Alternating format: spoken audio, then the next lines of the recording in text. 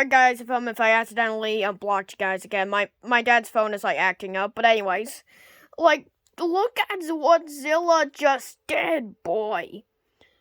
Oh, buddy. Okay. If you pick Gorosaurus, you're looking bad right now. Yep, you definitely lost. Look at Gorosaurus. He's just sitting there. Was that slop? They just painted. Oh, is he biting him? What's going on? You're like a heartbeat sound. Do you like his last muscle? Oh man, he just killed him. That was a neat fight. That was a super good fight. Now you should know. Look at Zilla, just look at his lips. Ugh. Oh. Okay. Okay.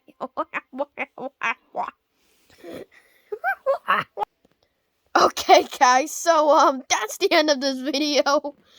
But this is on the ending of this video. But I do have another video that I need you guys to watch. Okay, it's absolutely crazy. Like, did you just see Zilla? Like, Zilla was just crazy, bro. He was just acting insane, bro. Alright. So, guys,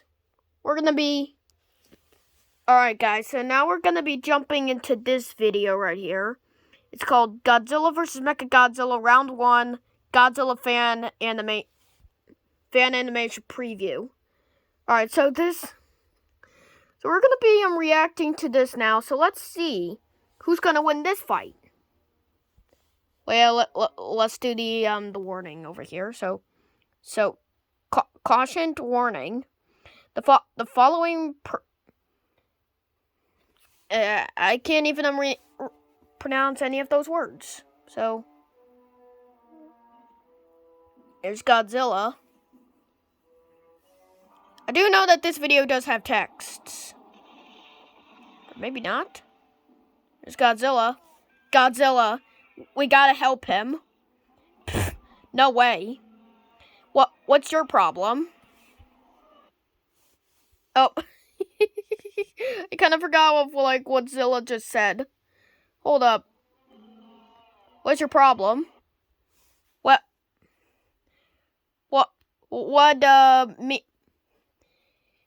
Mean what's my problem? That's Godzilla's and as. What did Rodan say? What did Rodan say? He said, "Why are you always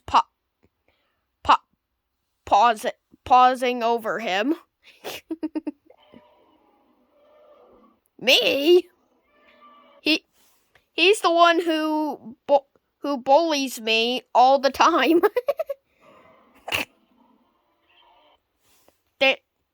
There you go. There you go talking about him again. Bro. You argue all you like, but I'm not gonna just kneel around.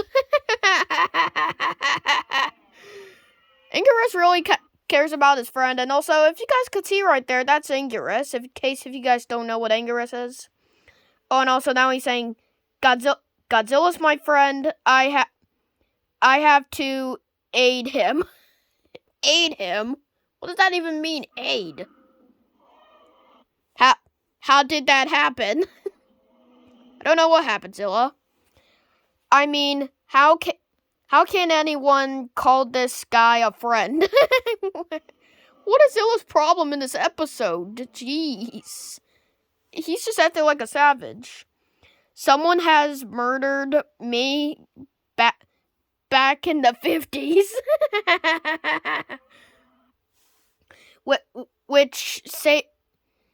Which severally, I'm not even going to pronounce that.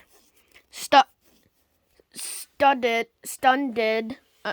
Why are these words so hard? But I'm not even going to pronounce any of those words. But Godzilla promised to find the culprit. Okay. For which I'm eternally grateful. Oh man. Look at Zilla's face. He is not happy. So if you don't mind, there's Guy again. Oh my gosh. Maybe I'm misinterpreting. Oh my gosh. Angerous. Third time's the charm, he said. Oh my gosh. Angerous. Multiply brains. And nothing to show for it. Gigan's a savage, man. Alright, we're done. I'm reading some text. Now let's go to the fight. There's Mecha G. You know who that is? That's my man, Godzilla. I'm going for Mecha G on this one. Who are you picking, Godzilla? Cause I don't know if you should do that. You shooting bombs at him? What the heck? Oh! That's right. Why am I voting for Godzilla over here? I should be voting for Mecha Godzilla. Oh! Oh my goodness! I think I picked the right guy. Whoa! He put some missiles on him. Oh! Wait!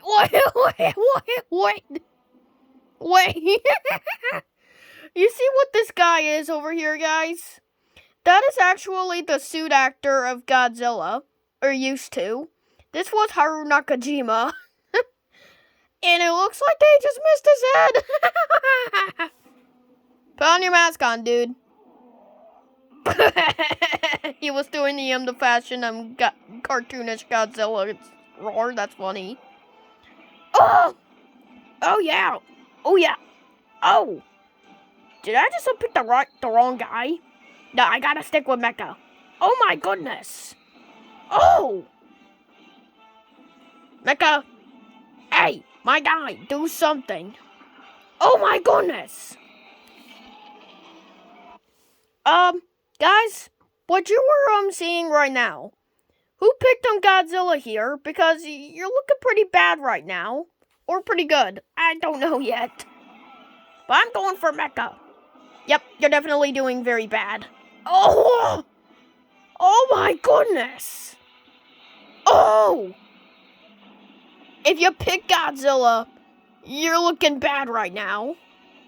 Because I think Godzilla's about to die. I'm sorry if I said that.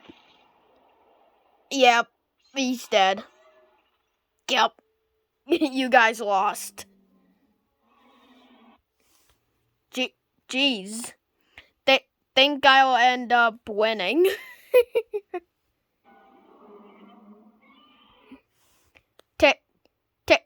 Take a wild guess.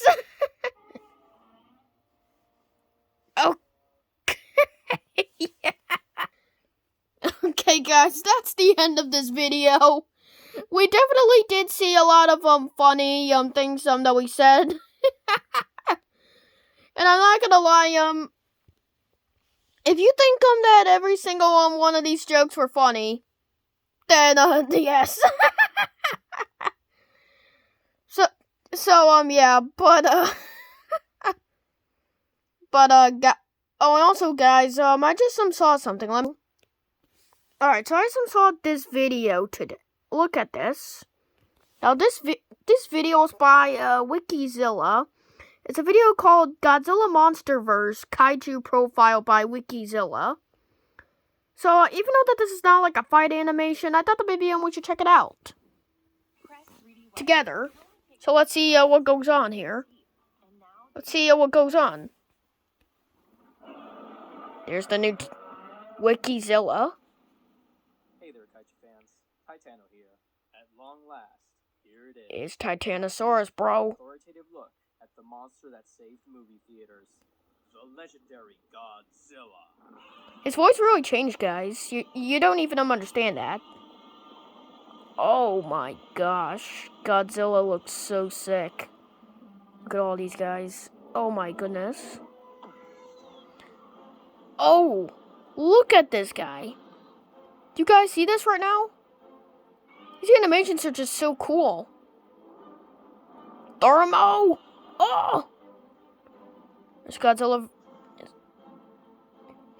So it's basically going to show like the entire storyline. This is sick. Oh! Oh my goodness! Dude! Legendary Pictures' 2014 film Godzilla brought the character back to theaters around the world after a decade-long absence. Its success launched the Monsterverse, with his most famous allies and adversaries joining him in the sequels. This incarnation of the Big G is an ancient agent of balance. He keeps more hostile monsters from disrupting the natural order through intimidation or pure atomic power. That said, he's not without his pride, challenging his fellow Alpha Kong instead of pursuing a growing threat inside Apex Cybernetics. In the end, the two titans found common ground against the company's renegade creation, Mechagodzilla. Yeah. Oh, well, we're gonna look at the design now. Supervising the birth of the new American Godzilla, Gareth Edwards had a simple task: don't hire Patrick Tatopoulos. The design he came up with for TriStar's 1998 film, which bore only a passing resemblance to Toho's Daikaiju, was high on the list of fan complaints. Still, Edwards was willing to let the artists at Weta Workshop and NPC experiment during the 6-month process. That does not look like Godzilla at all. Christian Pierce and Greg Broadmoor were influenced by... Okay, I'm not gonna lie, those designs do look pretty sick. And a few even went for the Heisei look. Okay, yeah, that looks sick. The chief designer of the Mutos also came up with a breakthrough: an eagle-like face.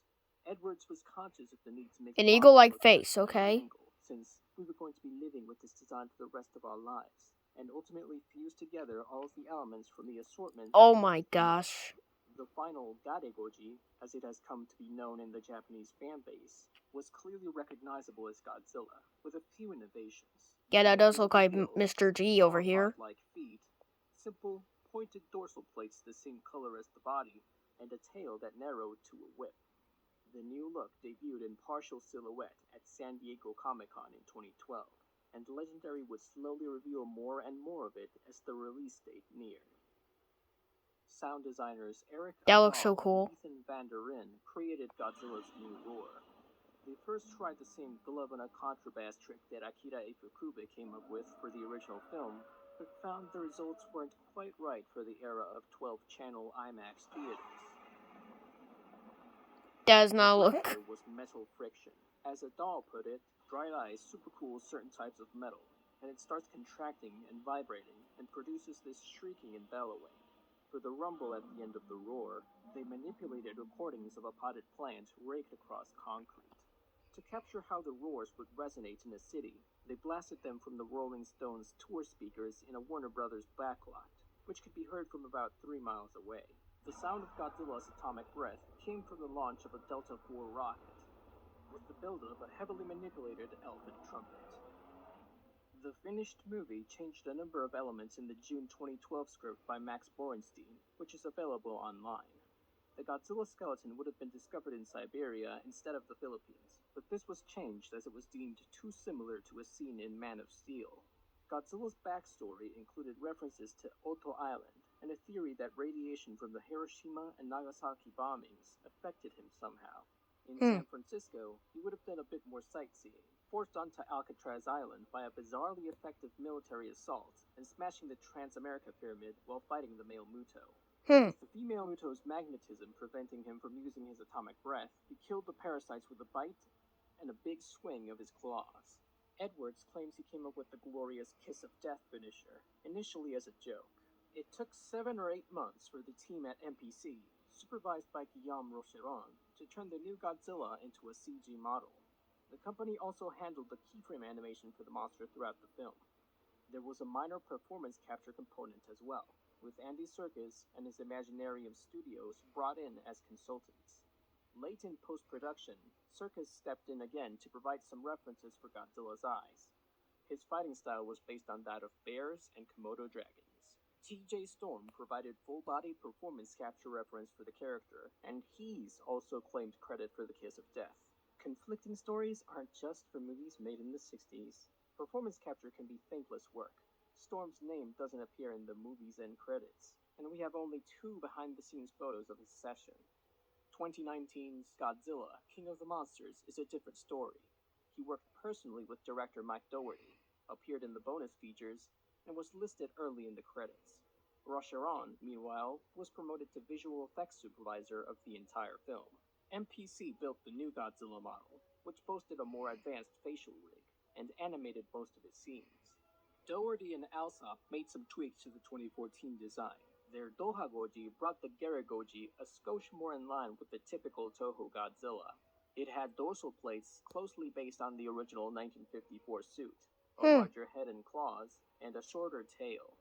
The Burning Godzilla form, which originated in Godzilla vs. Destoroyah with a much grimmer outcome, allowed Dougherty and fellow screenwriter Zach Shields to up the ante in a way that mainstream audiences hadn't seen Oh before. my gosh, that looks They gorgeous. also increased the Titan's height from 355 to 393 feet, making him the tallest live-action version of Goji after Shin Godzilla briefly stole the Oh crown. my gosh, he His does look physical presence huge. on set was limited to a 3-foot by 3-foot section of his skin made by Morphology FX for Ken Watanabe to touch in his final scene.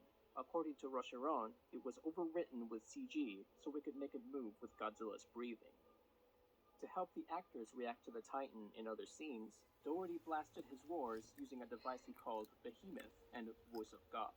LED screens representing his bright blue bioluminescence allowed for more natural lighting. For Godzilla vs. Kong, director Adam Wingard considered making Godzilla's head even bigger or giving him spikier dorsal plates. He ultimately left the design unchanged, believing that the film's premise mandated versions of the characters that audiences were already familiar with. That allowed MPC, Weta, and Scanline VFX to reuse the model from King of the Monsters. Aside from several aspects of the asset being reworked to be higher fidelity, including the textures, Goji received some extra wounds. His eyes were reworked, and the atomic charge-up of his tail and fins was once again changed. It's different in each appearance. When Playmate's Godzilla vs. Kong toys leaked online, a mechagodzilla wearing red armor caused tons of fan speculation. They seemingly released it without the armor as Mega Heat Ray Godzilla. We don't know for certain if this was ever intended for the movie or just a gimmick Playmates came up with, akin to Trendmaster's Power Up line. Concept art does show a painting in Kong's temple of a winged Godzilla, opposed by terrestrial Godzillas. What in the and world? Kong. Wing The Godzilla? That's chamber was what insane. became a set, but like so many things in Godzilla vs. Kong, it didn't make the cut. That's Regardless, insane. Azama from Shin Godzilla just punched the air. It can sprout wings capable of flight. Now we're gonna see the history of Godzilla is the Godzilla. last known member of a species of radiation-eating titans, suggested to have lived since at least the end of the Paleozoic era. His kind lived on the surface until the Permian-Triassic What the heck is that? 250 million years ago. Godzilla Awakening indicates a meteor impact which diminished atmospheric radioactivity levels forced them underground, in search of more radiation from the Earth's core. Nonetheless, he and his kind crossed paths with humanity repeatedly prior to the 20th century. Advanced human societies predating any known civilization worshipped the Titans as gods, but their coexistence shattered when some tried to use the creatures as weapons. Cave paintings show him defending the Earth against the alien invader Ghidorah, who he ultimately sealed away in Antarctica, and waging war against Kong's species in the Hollow Earth. Mothra, a titan that developed a symbiotic relationship with him, appeared to have aided him against both opponents. Dr. Eiji Serizawa's research also identified Godzilla in art through the ages.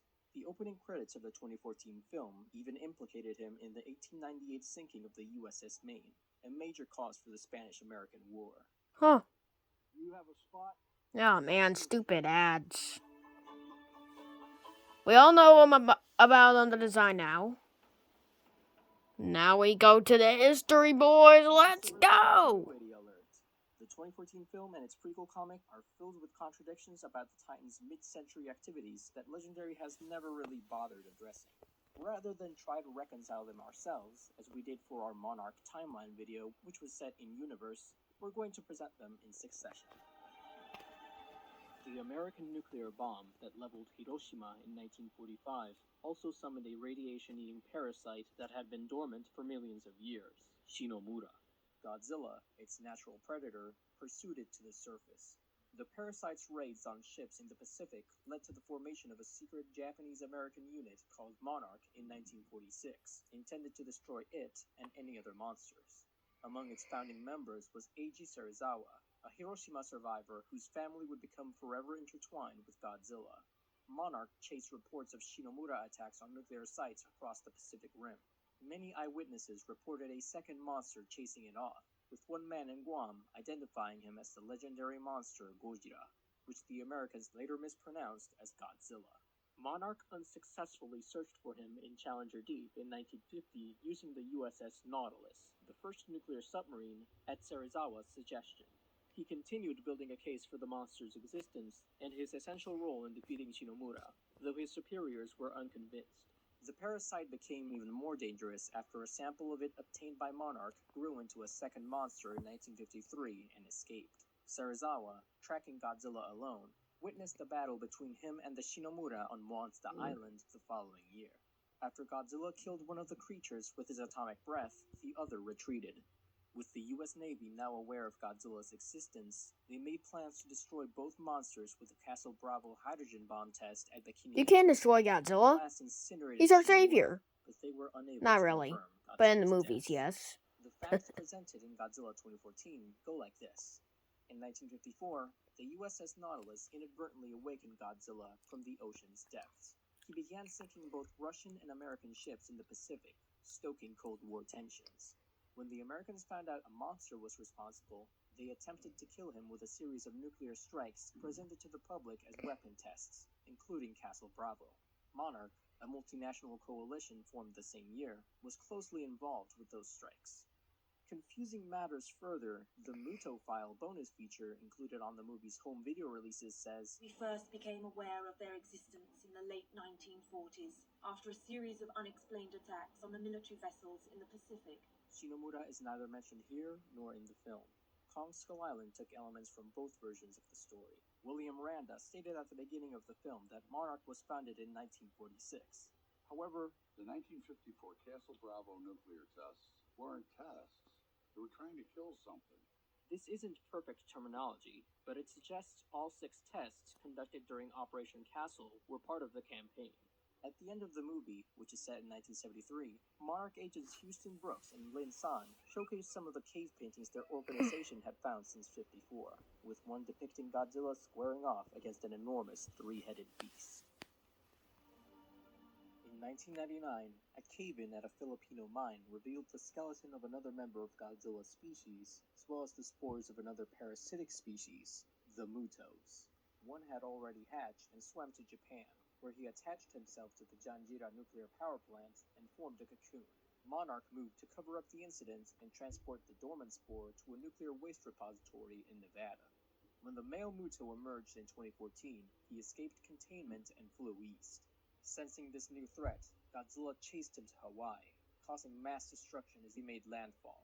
He intercepted the Muto at the airport in Honolulu and bellowed a mighty challenge. The secret Monarch had guarded for decades was out. The world now knew monsters existed. The male Muto retreated eventually and continued east. His mating call prompted the other Muto, a female, to burst out of Yucca Mountain and march west. The US military made plans to use a nuclear weapon far more powerful than Castle Bravo to lure all 3 monsters out to sea and kill them. Eiji's son, Dr. Ishiro Serizawa, now a member of Monarch himself, tried unsuccessfully to convince Admiral Stenz that Godzilla could restore balance on his own by killing the Mutos.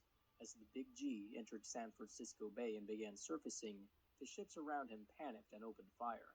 Tanks on the Golden Gate joined them, irritating him enough to smash through the bridge. Nearby, the military set the nuke to detonate, only for the male Muto to snatch it up.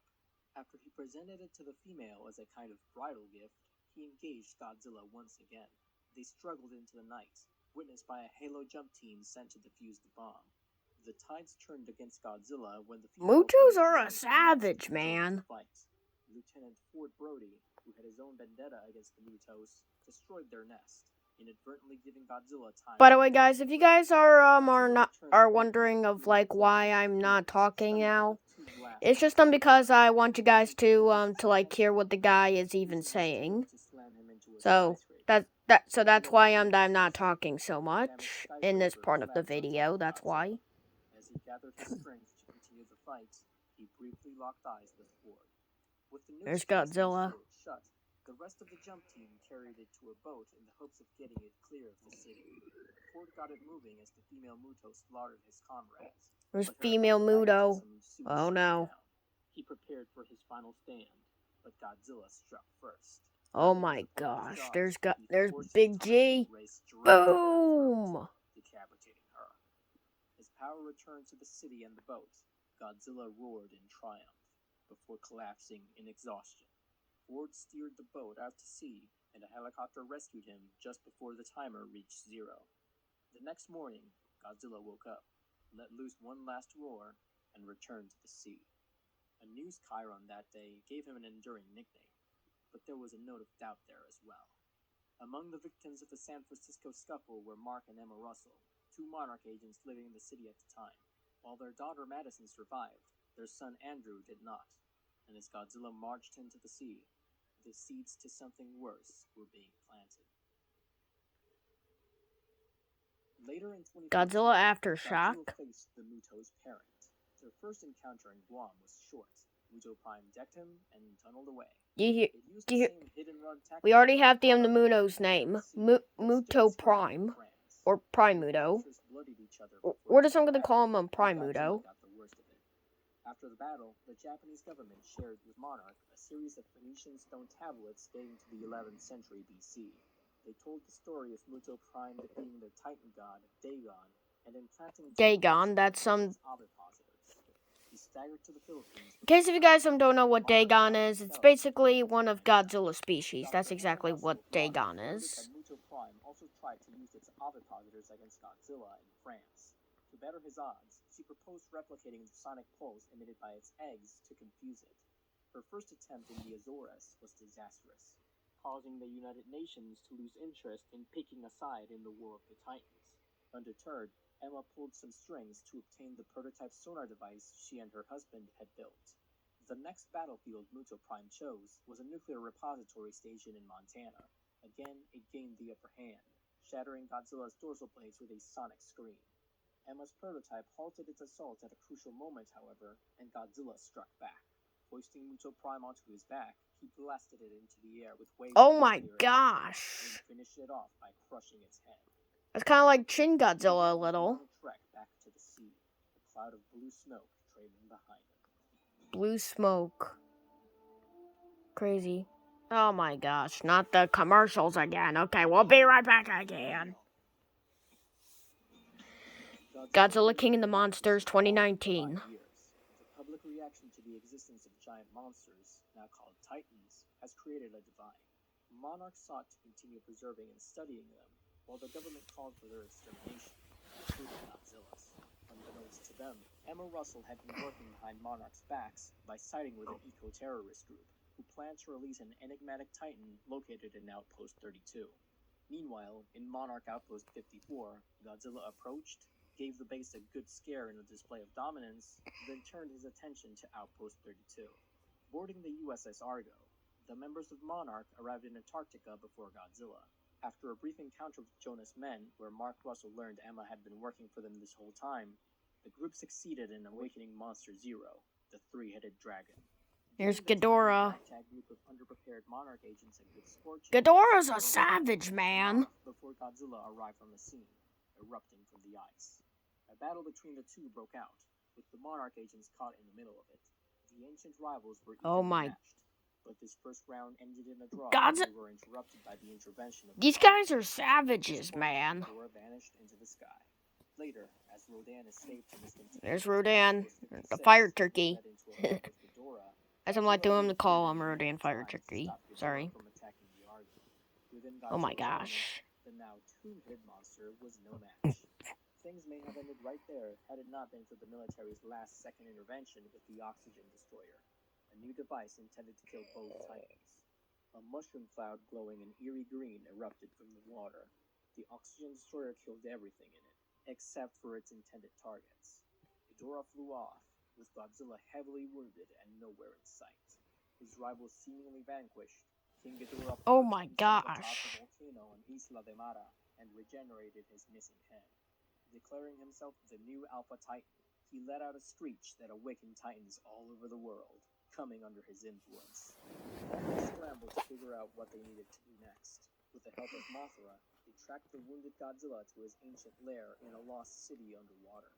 A desperate plan to revitalize the fallen king was spearheaded by Dr. Serizawa. Traveling into the extremely radioactive temple, Serizawa approached Godzilla knowing this would be a one-way trip. His presence seemingly acknowledged by the Titan he devoted his life to studying, Serizawa's final words were, "Goodbye, old friend." A massive explosion destroyed the underwater temple, yet it completely revitalized Godzilla. He surfaced and unleashed a powerful atomic blast into the sky as a call to arms, leaving for Boston after detecting the Orca's signal. Madison had stolen the Orca from her mother and was broadcasting it, halting Titan activity all over the world and leading them to the city. Acknowledging this challenge to his authority, Ghidorah arrived first, pursuing Madison until Oh she man, could not no longer Ghidorah. follow. Preparing to finish her off, Ghidorah was knocked back by a powerful atomic blast. Oh yeah. Godzilla There you go. arrived. There's Vector Big above Boy. a squadron of Monarch That's the aircraft, boy right and an there. attack assault on Ghidorah began. By the way, if you guys are wondering of like why my tablet is starting to get darker now, it's just because that my tablet is running out of batteries. Now let me just check for you guys.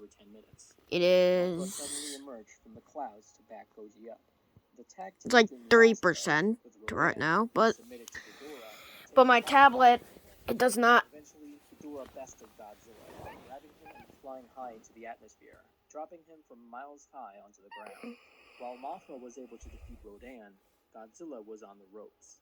Before he could be finished off, Oh my the gosh. Mothra crawled on top of Godzilla, And it's where he turns into thermonuclear Godzilla. Of Ghidorah's gravity beams.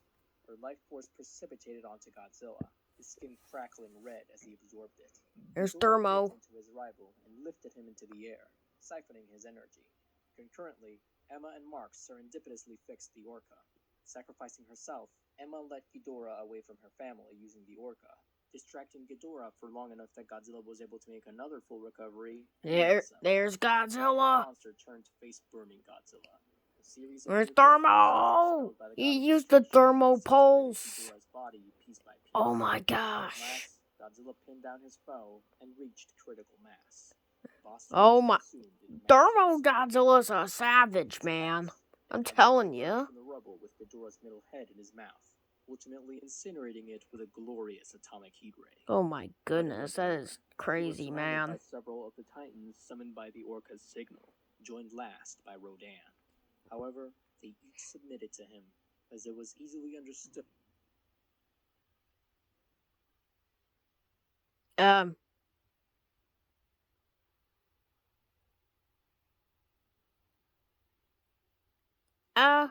Why the video stopped, bro?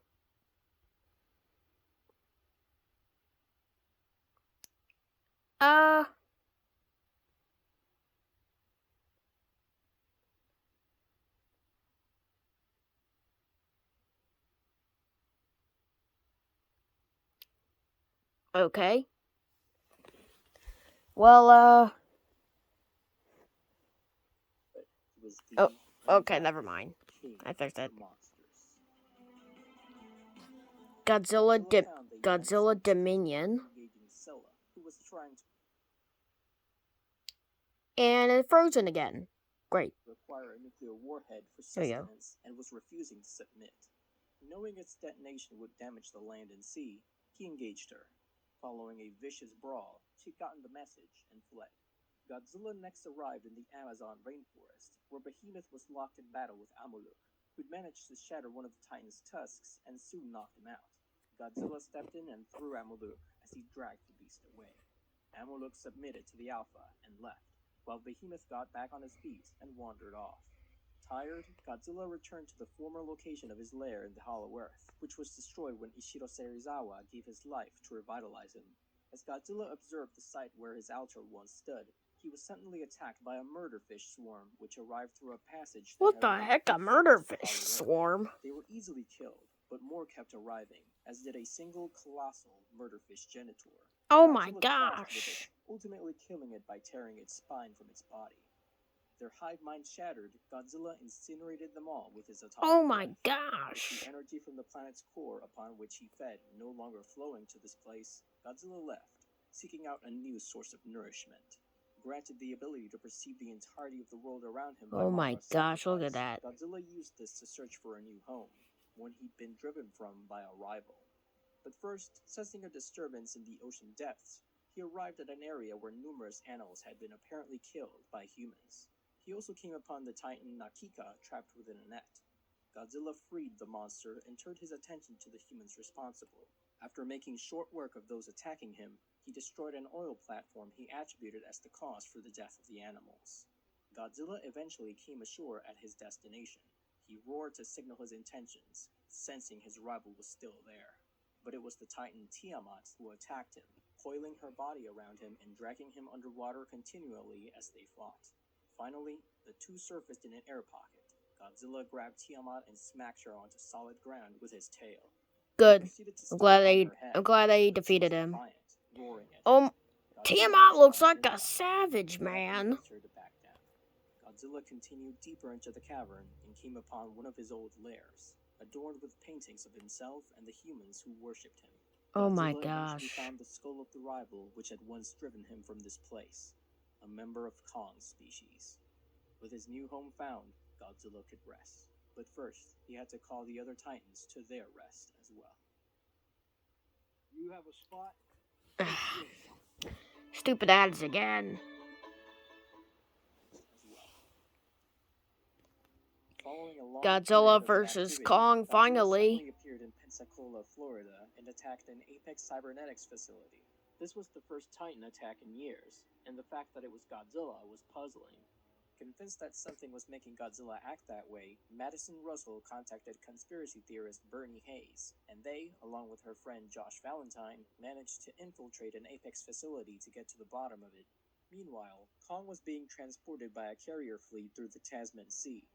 Gia, a young deaf Iwi girl who was able to communicate with Kong, detected Godzilla's approach by feeling the vibrations of the ship, and sure enough, there he was, barreling straight for Kong. Tipping over Kong's Oh carrier, my the two gosh. titans exchanged blows. Eventually freed from his restraints, the ape put up a fight, but found himself completely out of his element.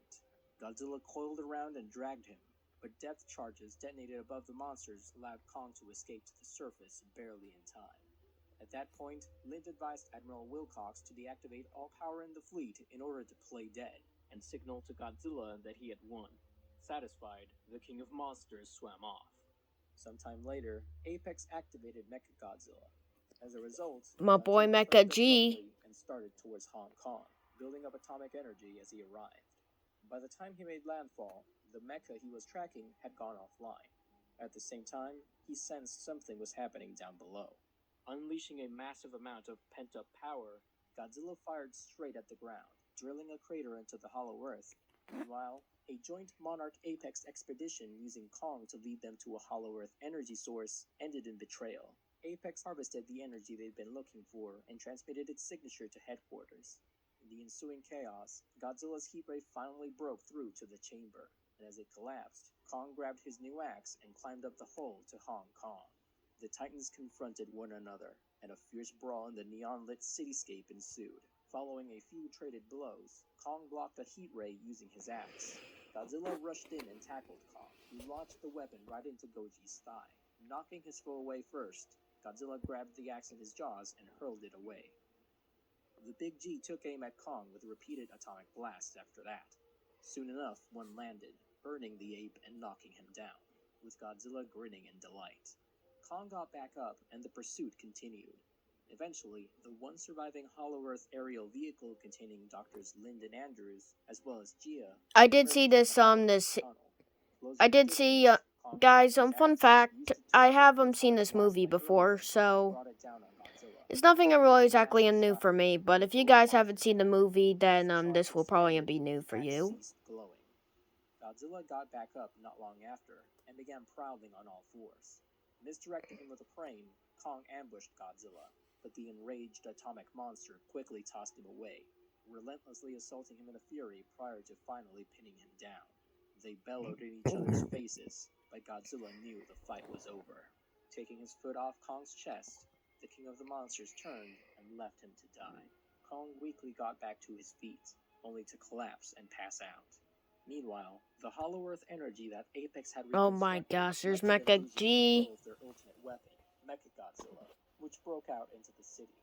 At last, in the presence of what he'd been sensing in Hong Kong all this time, Godzilla charged forth, being bombarded with a barrage of missiles until finally clashing with the mecha. Immediately, it became clear that this robotic doppelganger outclassed the original in every aspect. While Godzilla was Oh my being beaten gosh, within an inch of his Godzilla life, is just living being and absolutely a Godzilla landed next to savage. the fallen Kong, and a desperate plot to use the heave as a defibrillator was put into action.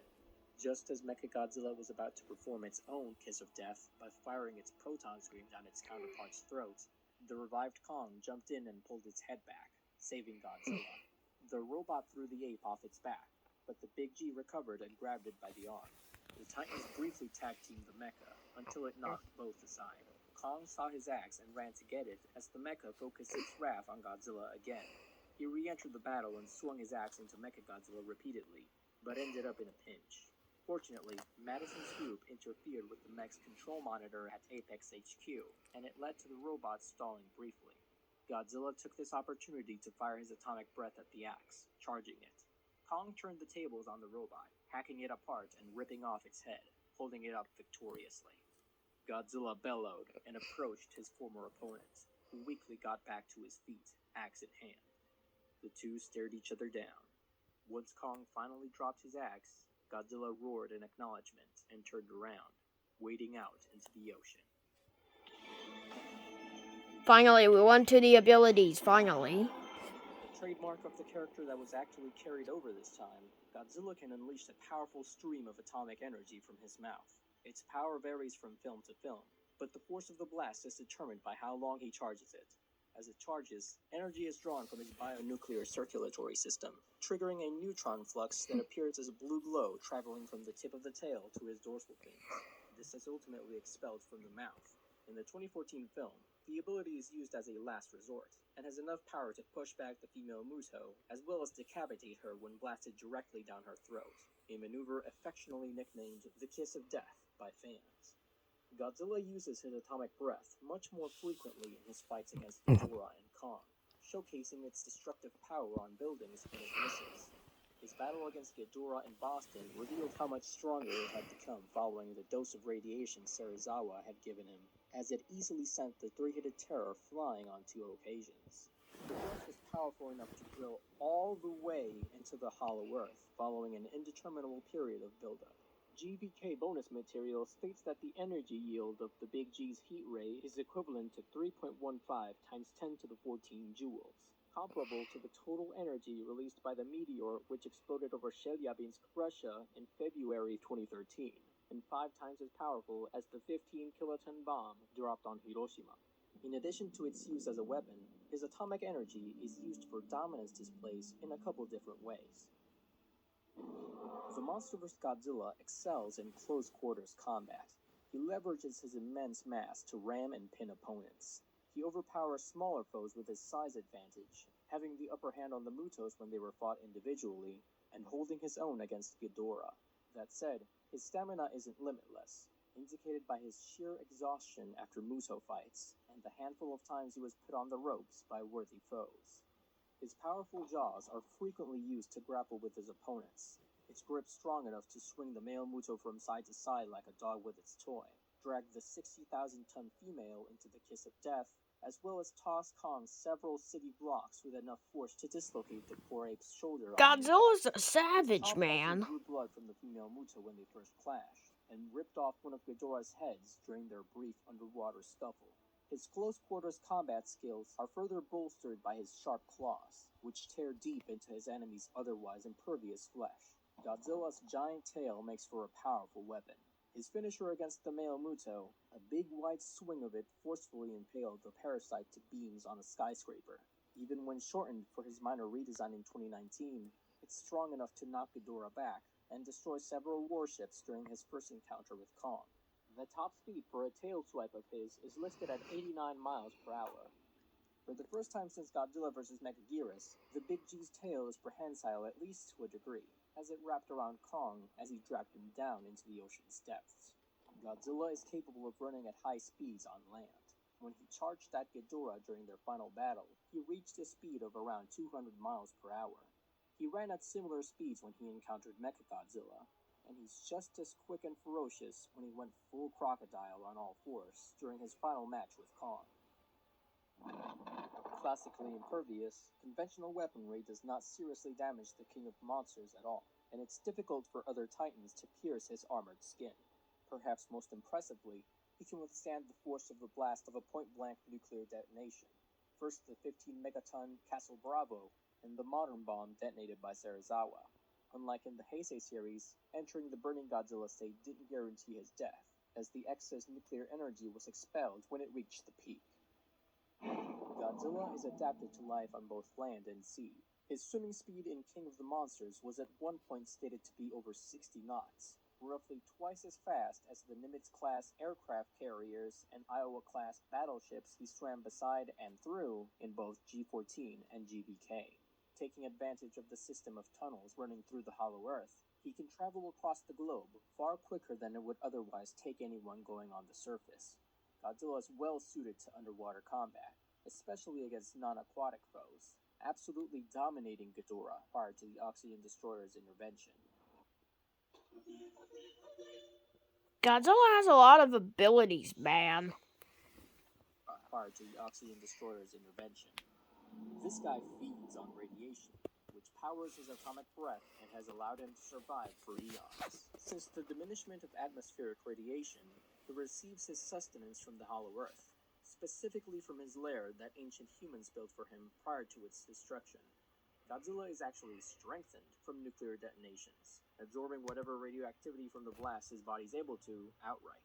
He was implied by Mike Dougherty to be carnivorous as well, responding to a tweet asking if Godzilla eats meat, quote, "Other titans and kaiju are basically a source of radioactive meat, so," end quote. Godzilla possesses a symbiotic relationship with Mothra, whose own wings bear a pattern mimicking Godzilla's eyes as a warning signal. The two can communicate using sonar over great distances, with Mothra using this ability to lead Monarch to Godzilla's location so they could revive him. The final stage of their symbiosis manifests when Mothra is killed by King Ghidorah. Her energy rains down onto Godzilla and is absorbed into his body, causing cracks in his skin to glow orange. This, combined with the imminent atomic meltdown from being nuked by Serizawa, led to the empowered state known as Burning Godzilla. In this state, the immense heat he generates literally melts surrounding buildings. He's also capable of emitting nuclear pulses that take the shape of Mothra's wings and make the sound of her screech. The narration in Godzilla Dominion states that Godzilla views the world's oceans as an extension of himself. He quickly becomes aware of any disturbances or imbalances and reacts accordingly. Following Mothra's sacrifice, he discovers that this ability now extends to the entire planet, and uses it to search for a new home. His heightened senses allowed him to continue his fight with Tiamat without the use of sight, after she blinded him. In GBK, he located and targeted numerous Apex cybernetics facilities that were constructing different parts of Mechagodzilla, and tracked Kong in the Tasman Sea, even though the Titan was being transported outside of his territorial waters and in the Hollow Earth, beneath Hong Kong. Godzilla is capable of weaponizing his nuclear energy as powerful concentrated pulses in certain situations. He first demonstrates this in his final battle with Muto Prime, placing the Titan onto his shattered dorsal plates and expelling a huge pulse of atomic energy that launched Muto Prime into the air, rendering it helpless after it crashed to the ground. As touched upon previously, a much deadlier nuclear pulse was utilized in his burning state during the battle with King Ghidorah, ultimately reducing his entire body to ashes, save for his middle head. Godzilla is not invulnerable. He's almost invariably the more sluggish combatant in fights, with all of his major foes often outmaneuvering him if they're not in his element, underwater. Even then, purely aquatic titans, such as Tiamat, can have the upper hand. Missiles, be they from battleships, tanks, fighter jets, or mechagodzilla, do make him recoil in pain. They just don't cause visible injury. Tiamat's acid spray blinded him temporarily. Depth charges disoriented him. The dorsal fins of his kind are sharp enough to pierce his skin, as the head of Kong's axe got lodged deep into Godzilla's skin during their fight. The Mutos, Scylla, Tiamat, and Kong, using his axe, all made him bleed, with the Muto tag team, Jinshin Mushi, Ghidorah, and Mechagodzilla coming close to killing him altogether. Not only that, the oxygen destroyer almost mortally weakened him. The Godzilla 2014 novelization by Greg Cox is a midpoint of sorts between the 2012 script and the film. It retains the Alcatraz battle, though fighter jets attack Godzilla instead of more Navy ships. The male Muto's EMP prevents him from finishing off the female with atomic breath. He kills the male by biting one of his wings, forcing him to tear it off to escape, then tackles him into a skyscraper. The female's death is the same as in the script, just with a blast of atomic breath beforehand. For the Kong Skull Island novelization, Tim Levin removed the Big G and his fellow Toho kaiju from the ending, possibly to spare Titan Books the licensing fees. The King of the Monsters novelization by Greg Keyes opens with a short prologue from Godzilla's perspective, in which he reflects on the damage humanity has inflicted on the oceans. The GVK novelization has Gia sharing with Eileen the story she was told about Godzilla's species, who the Iwi call Zozla Halawa. After one Titan ate a star in the Hollow Earth that turned him wicked, the Iwi and Kongs tried to expel him and his kind, but ultimately decided to leave the underground realm themselves.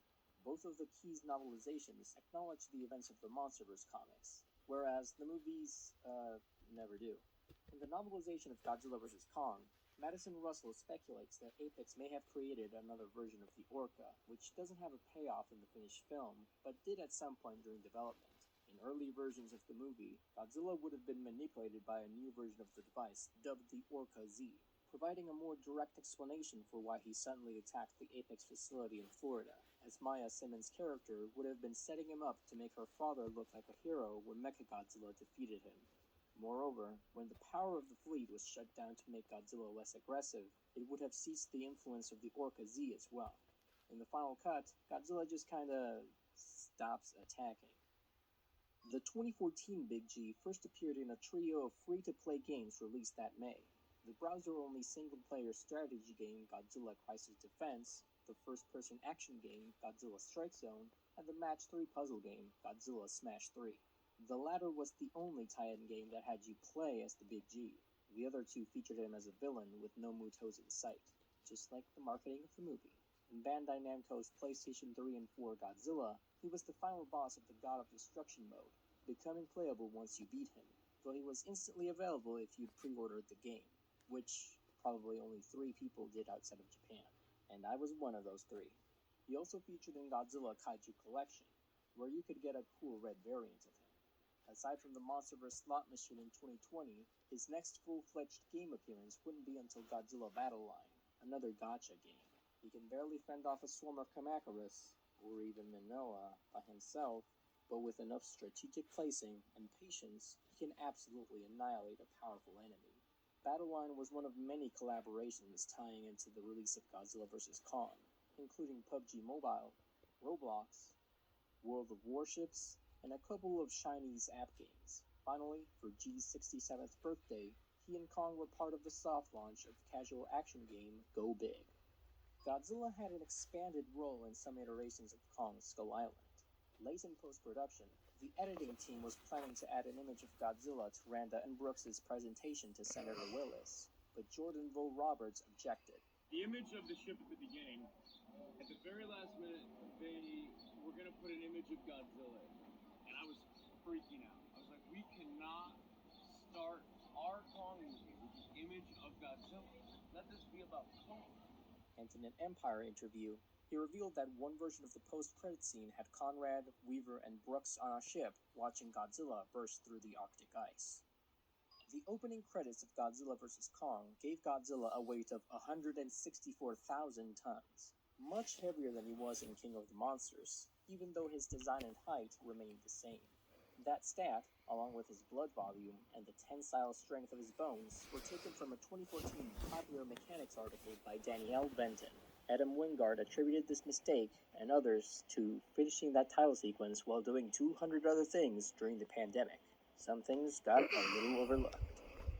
The latest MonsterVerse movie led to the very first English-language Godzilla picture book released this century. Godzilla vs. Kong. Sometimes friends fight, but they always make up.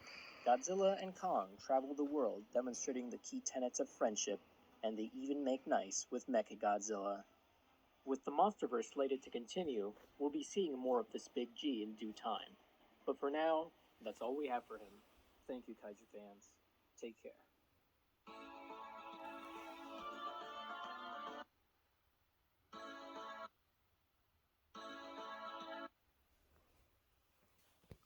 Alright guys, well that's the end of this video. I hope that this video we did get to see some of the Big G and also the other one fight. But we also got a great glimpse of legendary Godzilla's history. So guys, I hope that you guys enjoy. Sorry if this video is a little bit longer than usual. If I would have done it like the same video, if my dad wasn't messing up, it'll probably be like 1 hour long. And also, if you guys are wondering of why my hair looks like this, it's because I just got the bath today. So guys, that's the end of this video today. So I hope that you guys enjoy. And as always, my name is William, and I will see you guys on another. And let me know down in the comment section down below if you want to see any other Godzilla-related things in the near future. So I hope that you guys enjoyed this video today. And as always, my name is William, and I'll see you guys on another crazy video. And as always, peace.